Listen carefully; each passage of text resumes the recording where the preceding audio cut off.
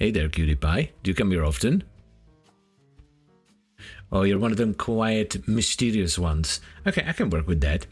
So, those blue lips of yours, is that like a lip balm, or are you starved for oxygen, or what's the... Weird, but okay. Where was I? Yes, would you like to see my big beam by any chance? Atomos, one of your suggestions actually. This is a weapon that I like very much, but I have not really tried it after the Jade update. Its stat page is rather petite. It does pure heat damage with a 15% crit chance, a 1.7 times crit multiplier, and a 21% status chance, and it also sports a 70 round magazine with a 2-second reload and a fire rate of 8. It only requires Mastery Rank 5, which is always nice, and it's relatively cheap with the exception of credits. It's very credit heavy for some reason. You need 30,000 for the blueprint, and then to build it you need additional 50,000 credits, as well as 1500 salvage, 1300 bullion bundles, 800 rubido, and 2 argon crystals. And finally, the weapon has an Incarnon adapter that you can get from Duviri, which is very much worth it even if you're not going to use the Incarnon mode. So let's give it a shot, shall we? I think the evolutions are a-okay as they are. We have the extra damage. We're not gonna get the base crit multiplier, unfortunately, but if you have a ton of energy on your frame, you can get even more damage out of this. We're not gonna do that because we have an arrows. More range, big beam. We could change this one for the Hybrid Survivor's Edge, but I think we will stick to Commodore's Fortune and go more into crit. Your eyes do not deceive you. We're gonna be running Cascadia Flare. It just makes a lot of sense for this setup, because we're going to be proccing a lot of heat, so this is going to have no ramp up whatsoever, which is lovely. Galvanized Diffusion, we're going to skip Crosshairs. I really don't want to aim for headshots with this, but we are going to go with Galvanized Shot for the damage and status. A Primed Target Cracker for the crit damage, and I'm not actually sure we want to go with... where is it? Creeping Bullseye. We could use it to utilize the dash polarity, but we will lose 20% fire rate. And the thing with secondaries is that Prime Pistol Gambit is almost as good when it comes to crit chance, so I think we'll just go with that. Yeah, let's actually move the polarities around a little bit, clean it up. Jolt and Pistol Pestilence. This gives us Corrosive. And do we want to stick with the heat, or do we want to go with like Prime Heated Charge as well? Probably. Ooh, almost forgot about Letha Torrent. Do we want to run it? That's a lot of extra fire rate. We might have issues with ammo. This probably makes the most sense. We could run something else as well. Like, I don't know, Stunning Speed, yeah, that could work. But I think Prime Heated Charge for the extra damage is going to be good. And we can even fit it in if we shuffle the polarities around a little bit. That should give us just enough, yep, capacity to fit in Primed Heated Charge. Ooh la, that is some spicy stuff, my dudes and dudettes. I am liking this very much. It's feeling nice too.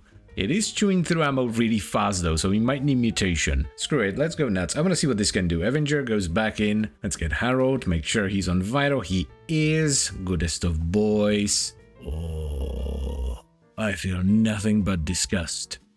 Nothing but disgust.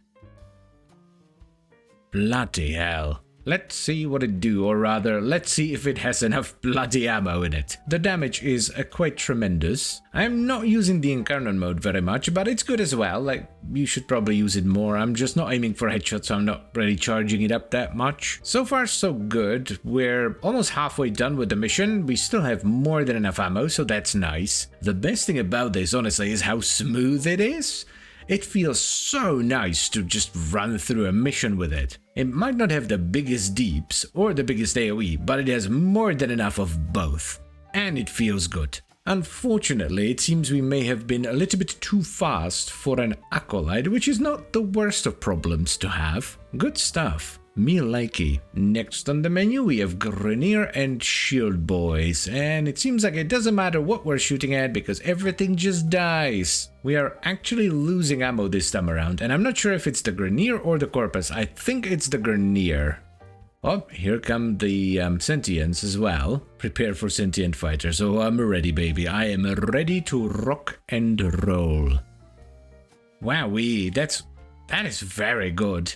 Reload, and Dude, that's fantastic damage. Now granted, I'm not the best at conserving ammo, but we're still losing it at quite a rapid pace, so we will absolutely need to put mutation on this. Well, balls. And an acolyte. Brilliant. I have 40 rounds. Yeah, the damage seems decent enough, but we just don't have enough ammo right now. Would you bear with me a moment, Violence, please? I need something a little bit bigger here. Yes. Let's put a D under galvanized shot, which should give us some capacity. Unfortunately, the Exiles has a V polarity in it, so we can't run a full mutation, but I think rank 5 should fit? Yes, there we go. I'm even considering switching out Lether Torrent for a different mod, just to lower the fire rate a little bit and increase the damage per ammo spent. I do want to stress that we were running out of ammo with Avenger and Harrow, and if you're not running like some extra damage like Avenger or a pet like Harrow that can do a ton of damage on its own, you will run out of ammo even sooner.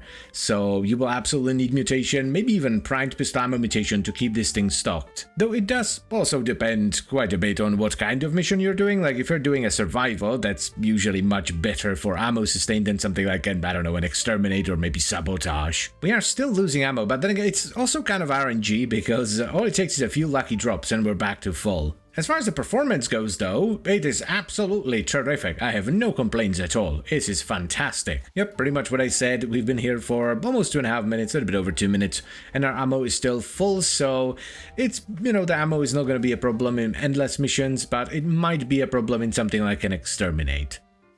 Wow, that's a big chunk. Okay, that was almost like a 2-shot. Yeah, I was a little bit worried. The beam wasn't doing all that much. It was a bit slow, but yeah, the encounter mode absolutely deletes them. Good stuff.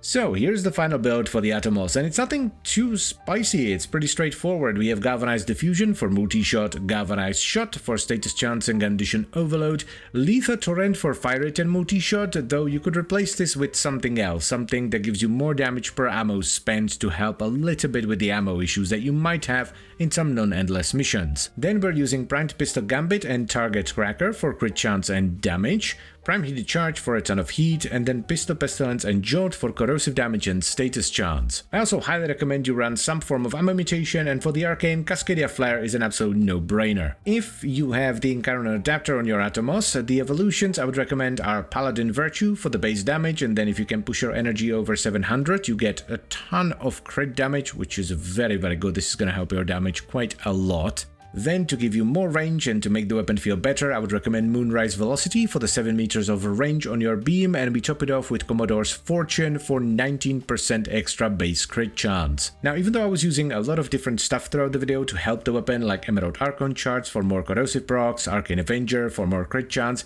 and even a pet for more priming, it's really not necessary. The weapon is going to work just fine without them. It's just not going to be as strong, and the ammo issues are going to be a little bit more prominent. But anyway, this is a very good setup. I like the Atomos. It's a ton of fun. It is smooth as butter. It is very nice in Steel Path. It feels tremendous. So of course, I would recommend you give it a shot. And as always, guys, I thank you very much for watching, and I hope you've enjoyed the video. If you have any suggestions for the series, no matter how silly they are, usually the sillier the better, you can leave them in the comment section down below. And finally, I would also like to extend a special thank you to all the channel members. Thank you very much, guys. I really appreciate your support. It means a lot to me.